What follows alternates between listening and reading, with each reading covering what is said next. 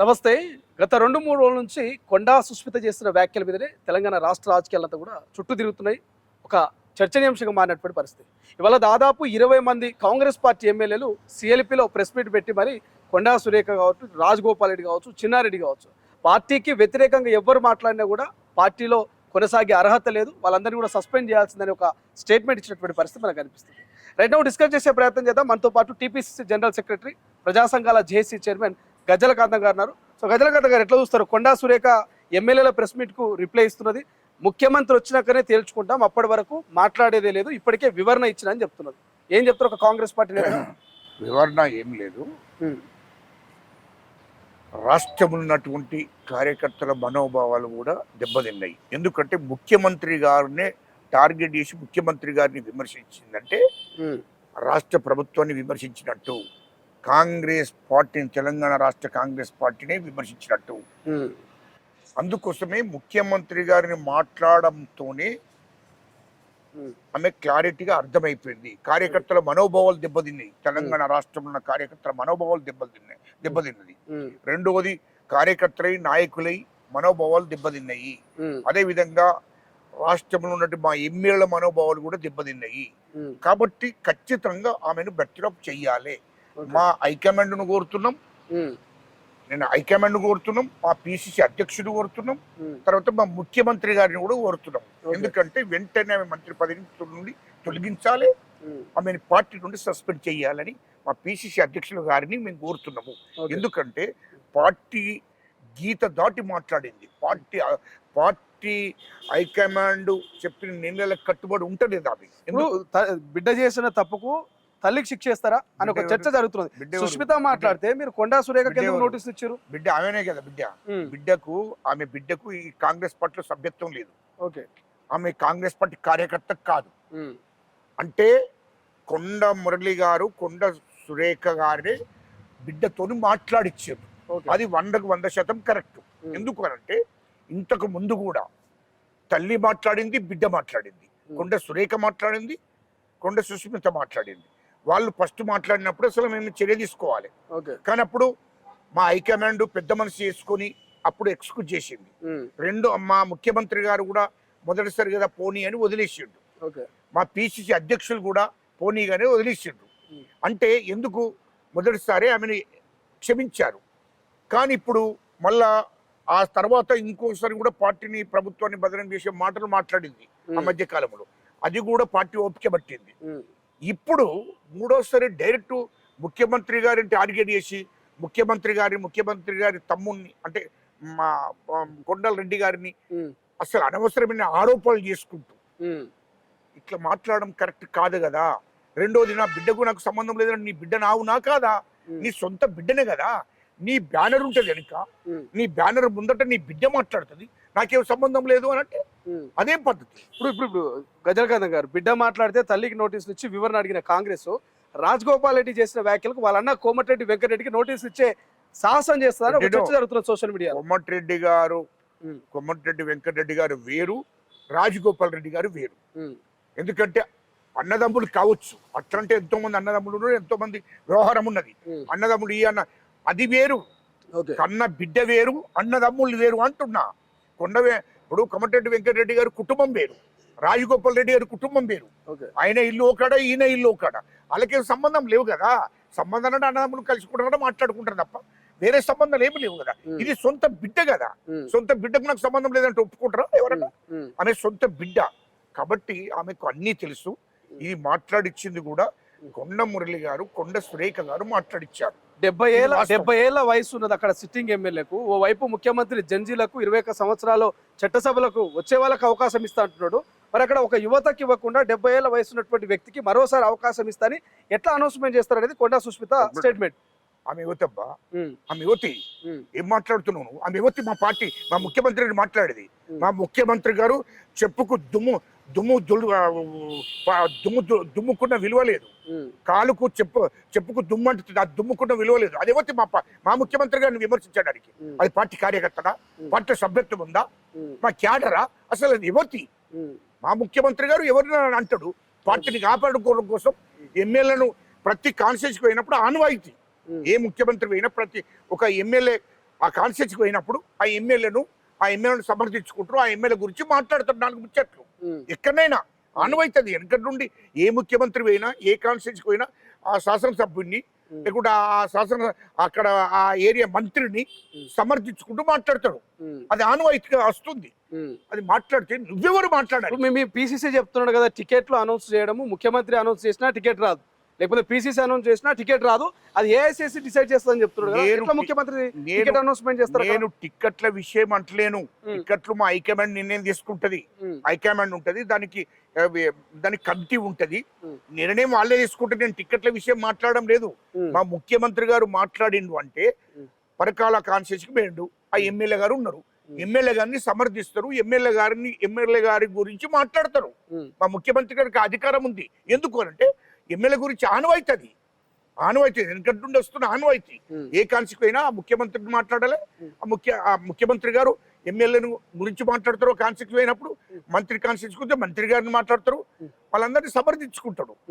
అందులో భాగంగానే ఇక్కడ మాట్లాడిండు. ఇదేవతి కొండ సురేఖ బిడ్డ ఎవరు? ఆమె ఒక మహిళ, మీరు అది ఇది అంటున్నారు. సో సమంజసం అంటారా, కరెక్టే అంటారా? మా ముఖ్యమంత్రి గారిని అంత ఘోరంగా మాట్లాడింది కాబట్టి నేను అంటున్నా, మా పార్టీ కార్యకర్త కాదు. మా పార్టీ కార్యకర్త నేను గౌరవిస్తా, దండం పెడతా, కానీ నా పార్టీ కార్యకర్త కాదు ఆమె. పార్టీకి సభ్యత్వం లేదు. సరే, కాకపోయినా మహిళ కదా, మీరు మహిళ కాదు. మా ముఖ్యమంత్రిని మాట్లాడచ్చా? అట్లా మా ముఖ్యమంత్రి గారిని మాట్లాడచ్చా? పెద్ద ఆయన తండ్రి లాంటి వయసు, ఆమె తండ్రి లాంటి వయసు. ఎంత గౌరవించాలి? ఈ రాష్ట్రానికి తండ్రి లాంటోడు, ఈ రాష్ట్రానికి తండ్రి లాంటోడు. ఈ తండ్రి లాంటి ముఖ్యమంత్రిని నువ్వు మాట్లాడడం ఎంతవరకు సమంజసం అంటున్నా? నువ్వు మాట్లాడు, మర్యాదగా మాట్లాడు, గౌరవించాలి. మన ముఖ్యమంత్రి అయినా రాష్ట్రానికి ముఖ్యమంత్రి అంటే తండ్రి లాంటి వాడు, దేశానికి ప్రధానమంత్రి అంటే తండ్రి లాంటి వాడు. ఇట్లా గౌరవించడం నేర్చుకోవాలి. అది కొండా సుష్మిత వ్యాఖ్యలకు గాను 20 మంది ఎమ్మెల్యేలు ప్రెస్ మీట్ పెట్టి మరి కొండా సురేఖ రాజీనామా చేయాలి అంటున్నారు. మరి ఎందుకు ఇదే రాజగోపాల్ రెడ్డి పార్టీ మీద, ముఖ్యమంత్రి మీద అనేకమైన ఆరోపణలు చేసినా, కామెంట్ చేసినా ఎందుకు మరి ఒక్క ఎమ్మెల్యే స్పందించలేదు? అప్పుడు ఖచ్చితంగా మా ఎమ్మెల్యేలు కూడా వాస్తవం మాట్లాడారు. మా ఎమ్మెల్యేలు ఇప్పటికీ ఆమె ఒకసారి, 2 సార్లు, 3వసారి ఇది. కాబట్టి మా ఎమ్మెల్యేలు డైరెక్ట్ మా ముఖ్యమంత్రి గారిని మాట్లాడింది. కాబట్టి ఖచ్చితంగా ఆమె మీద కూడా చర్య తీసుకోవాలి.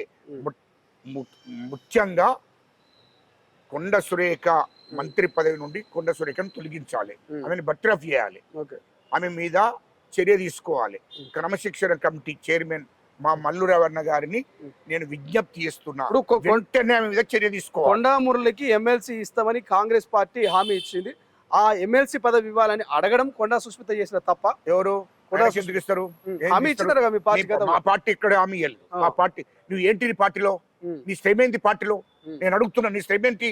నీవు ఈ రాష్ట్ర ముఖ్యమంత్రిగా రోషయ్య గారు ఉన్నప్పుడు, ఉమ్మడి రాష్ట్రానికి రోషయ్య గారు ఉన్నప్పుడు పార్టీకి రాజీనామా చేసిపోయింది. వైఎస్ జగన్ గారు ఇమ్మడి పోయింది, వైఎస్ఆర్ పార్టీలో ఉన్నది. వైఎస్ జగన్ గారితో పోయింది, పార్టీకి రాజీనామా చేసి, కాంగ్రెస్ పార్టీకి రాజీనామా చేసి వైఎస్ జగన్ గారితో ఉన్నది. ఆ తర్వాత మళ్ళీ ఆ పార్టీ నుంచి, వైఎస్ఆర్ పార్టీ నుంచి ఎటు వచ్చింది? బీఆర్ఎస్ పార్టీకి వచ్చింది. అప్పుడు టీఆర్ఎస్ అందరూ, ఇప్పుడు బీఆర్ఎస్ అందులోకి వచ్చింది. ఆ పార్టీలో ఉంది. కాంగ్రెస్ పార్టీకి ఎప్పుడు వచ్చింది? కాంగ్రెస్ పార్టీకి ఇప్పుడు 2023లో వచ్చింది. ఎలక్షన్ల ముందట వచ్చింది. ఎలక్షన్ల ముందట వచ్చి ఆమెకు టికెట్ ఇచ్చిండు. టికెట్ ఇచ్చి ఏదో మహిళ అని గౌరవించి నీకు మంత్రి పదవి ఇచ్చిండు. నువ్వు ఏం పార్టీ కోసం కష్టపడవు. కండువలు వైఎస్ఆర్ కాంగ్రెస్ పార్టీ కండువ కప్పుకున్నావు, ఇటు బీఆర్ఎస్ కండువ కప్పుకున్నావు. కండువలను కప్పుకుంటా మా పార్టీకి వచ్చి, కాంగ్రెస్ పార్టీకి వచ్చి నీకు ఎమ్మెల్యే సీట్ ఇవ్వడమే పెద్ద గొప్పతరం. నీకు ఎమ్మెల్యే సీట్ ఇచ్చి నీ తర్వాత మంత్రి పదవి ఇచ్చిండ్రు, నేను గౌరవించి దాన్ని కాపాడుకోవాల్సిన బాధ్యత నీ మీద ఉంది కదా. నువ్వు అయినా కూడా మా ముఖ్యమంత్రి గారి క్యాబినెట్ నుండి మా ముఖ్యమంత్రి గారిని విమర్శిస్తావా? నువ్వు మొదటిసారి విమర్శించవు. నీ బిడ్డ నువ్వు క్యాబినెట్ నుండి కూడా నువ్వు మా ముఖ్యమంత్రి గారిని ఎట్లా విమర్శిస్తావు? నీ బిడ్డ నువ్వెట్లా అంతకుముందు విమర్శిస్తావు? అంటే మీరు పార్టీకి కట్టుబడి లేరు, మీకు ఇష్టం వచ్చినట్టు మాట్లాడుతున్నారు, మీకు గౌరవించడం తెలియదు. కాబట్టి అలాంటి వాళ్ళు పార్టీలో కరెక్ట్ కాదు. ఓకే. ఎందుకంటే గవర్నమెంట్ లో కూడా కరెక్ట్ కాదు, కేబినెట్ లో కూడా కరెక్ట్ కాదు. ఇప్పుడు 60 అందుకోసం ఆయన మంత్రి పదవిని తొలగించారు. 60 మందికి పైగా ఎమ్మెల్యేలు ఉన్న కాంగ్రెస్ పార్టీలో ఒక 20 మంది మాత్రమే వచ్చి ఎందుకు ముఖ్యమంత్రికి మద్దతుగా ఇదేనో. మాట్లాడారు? అంటే మిగతా వాళ్ళంతా కూడా ఆపోజిట్ లో ఉన్నట్ట ముఖ్యమంత్రికి? అది మీ తప్పుడు ముచ్చట్లు మాట్లాడకూడదు మీరు కూడా. వాస్తవమే అన్న, అక్కడ వచ్చింది 20 మంది. మిగతా ఇంకొక 40 మంది ఎందుకు రాలేదు? అందుబాటులో ఉన్నోళ్ళు ఇప్పుడు అందుబాటులో రాత్రికి రాత్రి అందుబాటులో ఉన్నోళ్ళు పొద్దున ఉరికొచ్చారు. పొద్దున అర్జెంట్ గా ప్రెస్ మీట్ కానీ ఉరికొచ్చారు. అందుబాటులో ఉన్నోళ్ళు సౌరనింగ్ ఏరియాలో, హైదరాబాద్ సౌరనింగ్ ఏరియాలో ఉన్నోళ్ళు ఉరికొచ్చారు. ఉరికొచ్చి దాని ప్రెస్ మీట్ పెట్టారు. 60 మంది కాదు 70 మంది, రేపు 70 మంది కూడా కూర్చుండి ప్రెస్ మీట్ పెట్టి మాట్లాడతారు. పార్టీని కాపాడుకోవడం కోసం, హైకమాండ్ నిర్ణయాన్ని కట్టుబడి ఉండాలని చెప్పడం కోసం ప్రెస్ మీట్ పెట్టారు. ఇప్పుడు కూడా మేము చెప్తున్నామంటే ఒక్కటి గుర్తుపెట్టుకో, కొండ సురేఖ గాని కొండ మురళి గాని శ్రమ ఇది పార్టీకి ఏం లేదు. ఇది క్లారిటీ. పార్టీ కోసం వాళ్ళు ఏం కష్టపడలేదు. వాళ్ళు ఎలక్షన్ల ముందట కాంగ్రెస్ పార్టీకి వచ్చారు. 2023లో ఎలక్షన్ల ముందట వచ్చారు. వచ్చి పోటీ చేసిండ్రు. వీళ్ళు ఏమైనా పక్కపొట్టు కాన్స్టిట్యూన్సీ ఎమ్మెల్యేని గెలిపించారా, లేకుంటే జిల్లాలో ఇంకెవరన్నా గెలిపించారంటే ఏమీ లేదు. రెండవది, వాళ్ళ మూలంగా, వాళ్ళ కొండ మురళి మూలంగా, కొండ సురేఖ మూలంగా అనేక మంది ఎస్టీలు చాలా మంది చచ్చిపోయారు. చాలా మందికి నష్టం జరిగింది. వాళ్ళ చరిత్ర మాకేం తెలియదు కదా. చరిత్ర చెప్పాలంటే చాలా బాగున్నాయి. ఇంకా వాళ్ళకు అందరికీ తెలుసు. వరంగల్లో కొండ సురేఖ గారి విషయం తెలుసు, కొండ మురళి గారి గురించి తెలుసు. బీఆర్ఎస్ పార్టీలో ఉన్నప్పుడు కూడా ఎంత సంపాదించారో తెలుసు. తర్వాత వాళ్ళ బిడ్డ గురించి తెలుసు, అందరి గురించి తెలుసు. మేము మాట్లాడాం. ఎందుకంటే మా ముఖ్యమంత్రి గారిని మాట్లాడడం కరెక్ట్ కాదు. రెండోది, ఉమ్మడి జిల్లాలో వరంగల్ ఉమ్మడి జిల్లా ఎమ్మెల్యేలు అందరూ వచ్చి కూడా ఈమె మొదటిసారి మాట్లాడినప్పుడే ముఖ్యమంత్రి గారికి పిసిసి గారికి కంప్లైంట్ ఇచ్చారు. అర్జెంట్ గా అప్పుడే ఏమైనా మంత్రి పదవి నుంచి తొలగించండి అని, ఆమె తగిన చర్య తీసుకోమని. కానీ అప్పుడు మా ముఖ్యమంత్రి గారు, మా పిసిసి అధ్యక్షుడు ఓపిక పట్టాడు, క్షమించారు. ఇప్పుడు కూడా చెప్పేది ఏంటంటే, మా సోనియా గాంధీ అమ్మ, మా రాహుల్ గాంధీ గారు, మా ప్రియాంక గాంధీ గారు దేశవ్యాప్తంగా పార్టీని కాపాడుకోవడం కోసం 150 ఏళ్ళ చరిత్ర కాంగ్రెస్ పార్టీ. నెహ్రూ ఏదైతే కలడుగన్నాడో, మా ఇందిరాగాంధీ అమ్మ ఏదైతే కలడుగన్నారో, ఏదైతే మా రాజీవ్ గాంధీ గారు ఏదైతే కలడుగన్నారో, ఆ కళలను నెరవేర్చడం కోసం మా సోనియా గాంధీ అమ్మ అన్ని అష్ట కష్టాలు పడి కాంగ్రెస్ పార్టీని ఈ దేశ ప్రజల కోసం కాపాడుకుంటూ వస్తుంది. ఈ దేశ ప్రజల కోసమే మా సోనియా గాంధీ అమ్మ జీవిస్తుంది. ఈ దేశ ప్రజలు ఎస్టీలు మైనార్టీలు పేద బిడ్డలందరూ కూడా బాగుండాలనే లక్ష్యంతో, యువత బాగుండాలి, విద్యార్థులు బాగుండాలనే లక్ష్యం కొద్దీ మా సోనియా గాంధీ అమ్మ ఇంత దాకా పార్టీని నిలబెట్టుకుంటే నిర్మాణం చేసుకుంటూ వచ్చింది. ఆ తర్వాత మా రాహుల్ గాంధీ, ప్రియాంక గాంధీ అమ్మ ఈ దేశంలో పేద ప్రజల కోసం, ఈ దేశ ప్రజల కోసం కాంగ్రెస్ పార్టీని నిర్మాణం చేసి ఈ దేశంలో అధికారులకు వస్తే ఈ ప్రజలకు మేము సేవ చేసుకోవచ్చు అనే లక్ష్యం కొద్ది ముందుకు కొడుతుంది మా రాహుల్ గాంధీ గారు. మా రాహుల్ గాంధీ గారు దేశవ్యాప్తంగా పాదయాత్ర చేసిండు కాబట్టే తెలంగాణ రాష్ట్రంలో పార్టీ అధికారులకు వచ్చింది అంటున్నా. ఇలా ఈమె ఎత్తే రాలే. మా రాహుల్ గాంధీ గారు పాదయాత్ర చేస్తే కాంగ్రెస్ పార్టీ అధికారులకు వచ్చింది. అదేవిధంగా మా ముఖ్యమంత్రి రేవంత్ రెడ్డి గారికి సోనియా గాంధీ అమ్మ, రాహుల్ గాంధీ గారు, ప్రియాంక గాంధీ గారు ఆదేశాలు ఇచ్చారు. అలాగే కొండా సుష్మిత చెప్తుంది, సీల్డ్ కవర్ లో అవసరమైతే ముఖ్యమంత్రి రేవంత్ రెడ్డి కూడా మారిపోయే అవకాశం ఉంటుంది, ఇంకో కొత్త వ్యక్తి పేరు వస్తుంది సీల్డ్ కవర్ అంటున్నది కదా. చిల్లర థర్డ్ క్లాస్ వాళ్ళు చెప్తారు కదా, అది పార్టీ సభ్యత్వం లేదు కదా, గావేతో చెప్తే మాకెందుకు, అది పెద్ద ఫరక్ కూడా పడదు కదా, ఆ చిల్లర మాటలు. కానీ నేను చెప్పేది వినండి. ఎందుకు అంటే మా ముఖ్యమంత్రి గారికి ఆదేశాలు ఇవ్వడం జరిగింది. మా ముఖ్యమంత్రి గారికి మా సోనియా గాంధీ అమ్మ, రాహుల్ గాంధీ గారు, ప్రియాంక గాంధీ గారు ఆదేశాలు ఇవ్వడంతోనే పిసిసి అధ్యక్ష పదవి చేతిలో పెట్టి నువ్వు రాష్ట్రంలో కాంగ్రెస్ పార్టీ అధికారులకు తీసుకురా అని చెప్పి మా హైకమాండ్ ఆదేశాల మేరకు రాష్ట్ర వ్యాప్తంగా తిరిగిండు మా ముఖ్యమంత్రి రేవంత్ రెడ్డి గారు. పిసిసి అధ్యక్షుడు ఉండి రాష్ట్ర వ్యాప్తంగా గ్రామాలు, మండలాలు, నియోజకవర్గాలు రాష్ట్ర వ్యాప్తంగా కార్యకర్తలకు అండగా ఉండి, ప్రజలకు భరోసిచ్చి రాష్ట్ర వ్యాప్తంగా తిరిగిండు. అదేవిధంగా పోలీస్ కేసులైన అర్ధరాత్రి వచ్చి మొత్తం తలుపులు పలుగొట్టి ఆయనను అరెస్ట్ చేసుకుపోయిండ్రు. అనేక కుటుంబాన్ని హింసించారు పోలీసు. ఆనాడు మాజీ ముఖ్యమంత్రి కేసీఆర్ కేసులు పెట్టించాడు. 100 కేసులు రేవంత్ రెడ్డి గారి మీద అయినాయి, వాళ్ళ కుటుంబం మీద అయినాయి. వాళ్ళ కుటుంబాన్ని హింసించారు పోలీస్ యంత్రాంగం. లాఠీ దెబ్బలు తిన్నాడు, జైల్లో ఉన్నాడు. రాష్ట్ర ప్రజల కోసం, కాంగ్రెస్ పార్టీ కోసం అంత కష్టపడి రాష్ట్రంలో కాంగ్రెస్ పార్టీని అధికారులకు తీసుకురావడం జరిగింది. ఆయనతో పాటు ముఖ్యమంత్రి రేవంత్ రెడ్డి గారితో పాటు ఆనాడు పిసిసి అధ్యక్షుడు ఉన్నప్పుడే రేవంత్ రెడ్డి గారికి తో పాటు మా శ్రీధర్ బాబు గారు, మా డిప్యూటీ సీఎం భట్టి గారు, మా ఉత్తమ్ కుమార్ రెడ్డి గారు, మా కోమటిరెడ్డి వెంకటరెడ్డి గారు, వీళ్ళు పార్టీకి లాయల్గా ఉన్నారు. పార్టీ కోసం వీళ్ళు కష్టపడ్డరు, శ్రమపడ్డరు. రేవంత్ రెడ్డి గారికి తోడుగా ఉండి వీళ్ళందరూ కలిసి రాష్ట్రంలో కాంగ్రెస్ పార్టీ అధికారులకు తీసుకొచ్చారు. ఇప్పుడు వీళ్ళ కష్టమే కాంగ్రెస్ పార్టీ అధికారులకు వచ్చింది. ఇప్పుడు కొండా సురేఖ ఫైనల్ గా చెప్తున్నది, నేను వివరణ ఇచ్చినా అయిపోయింది, నేను ఎమ్మెల్యేల వ్యాఖ్యలకు స్పందించాను, ఎవరి వ్యాఖ్యలకు స్పందించాను, ముఖ్యమంత్రి వచ్చినాకనే తేల్చుకుంటా అంటున్నా చెప్తున్నది. సో ఏం చెప్తారు ఫైనల్ గా? ఇటును ముఖ్యమంత్రి గారికి వచ్చినాక ముఖ్యమంత్రి గారు ఆల్రెడీ నిర్ణయం తీసుకుంటాడు. ముఖ్యమంత్రి గారికి అన్నీ తెలుసు. ఒక్కటి నుండి ఎవరు మాట్లాడినా, పార్టీ అద్దులు మీరు ఎవరు మాట్లాడినా వాళ్ళ మీద తగిన చర్య తీసుకోవాల్సిందే. ఎందుకంటే మీరు కష్టపడితే గవర్నమెంట్ రాలే, మీరు మిమ్మల్ని నమ్మలే ప్రజలు. ముఖ్యమంత్రి గారిని, మా శ్రీధర్ బాబు గారిని, మా బట్టి గారిని అధికారం అనుభవిస్తున్నటువంటి కొండ సురేఖ లాంటి వాళ్ళు అద్దు దాటి మాట్లాడితే ఖచ్చితంగా తగిన చర్య తీసుకోవాల్సిందే. అద్దు కాంగ్రెస్ పార్టీ గీత దాటి మాట్లాడితే, హైకమాండ్ మాట్లాడినా, మా ముఖ్యమంత్రి గారిని మాట్లాడినా, రాష్ట్రం ఉన్నటువంటి కాంగ్రెస్ పార్టీ కార్యకర్తలు దాడి చేస్తారు. ఎవరి మీద దాడి? ఎవరి మీదనే దాడి. మీ పార్టీ మంత్రి కదా, మీ క్యాబినెట్ మంత్రి అయినా ఆమె మీద దాడి చేస్తారా? మా పార్టీ మంత్రి అయినా, మా పార్టీ ముఖ్యమంత్రి గారిని మాట్లాడినా, మా పిసిసి అధ్యక్షుడు మాట్లాడినా, మా పార్టీని నష్టం చేయాలని చూసినా ఎవరిని కూడా వదలరు. ఎంత పెద్ద నాయకుడిని కూడా వదలరు. మా పార్టీ కాంగ్రెస్ పార్టీ నష్టం చేయాలని చూస్తే, మా ముఖ్యమంత్రి గారిని బదనాం చేయాలని చూస్తే, మా హైకమాండ్ని విమర్శిస్తే ఊరుకుండే ప్రసక్తే లేదు.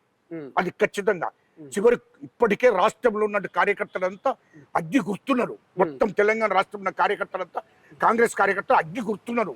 మా పార్టీని బదనాం చేస్తున్నది ఈమె. మా ముఖ్యమంత్రి గారిని విమర్శించింది, మా పార్టీని విమర్శించకుండా మా పార్టీకి నష్టం చేస్తున్నదని అగ్గి గుర్తున్నారు. అందుకోసమే ఖచ్చితంగా ఈమె శ్రమ పార్టీకి లేదు, ఈమె కష్టపడలేదు పార్టీ కోసం. ఈమె ఎలాంటి సేవలు కూడా లేవు. ఇతర పార్టీలు అన్ని కన్నులు మార్చుకుంటూ వచ్చి డైరెక్ట్ వచ్చింది, ఎమ్మెల్యే టికెట్ తీసుకున్నది, మంత్రి అయింది.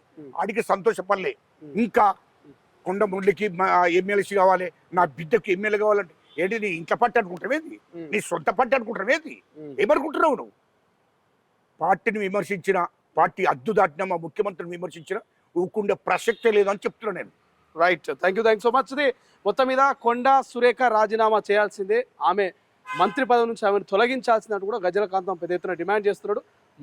ముఖ్యమంత్రిని కావచ్చు, పార్టీని కావచ్చు, పార్టీ హైకమాండ్ కనుక విమర్శిస్తే ఎవరైనా సరే చూస్తూ ఊరుకోము, దాడులకైనా మేము సిద్ధమే, కార్యకర్తలు ఒక్కసారిగా బగ్గుమంటున్నారు అనేటువంటి ఒక స్టేట్మెంట్ కూడా గజలకాంతం చెప్పే ప్రయత్నం చేస్తున్నారు. చూద్దాం మరి ముఖ్యమంత్రి 23న రాబోతున్నారు. ముఖ్యమంత్రి వచ్చిన తర్వాత మరి ఏం డిసైడ్ చేయబోతున్నారు? కొండా సురేఖ క్యాబినెట్లో ఉంటుందా లేకపోతే బయటికి వెళ్తుందా? ఏం జరగబోతుంది అనేది భవిష్యత్తులో చూద్దాం. కెమెరా పర్సన్ అశోక్తో శ్రీశైలం, తొలి వెలుగు, హైదరాబాద్.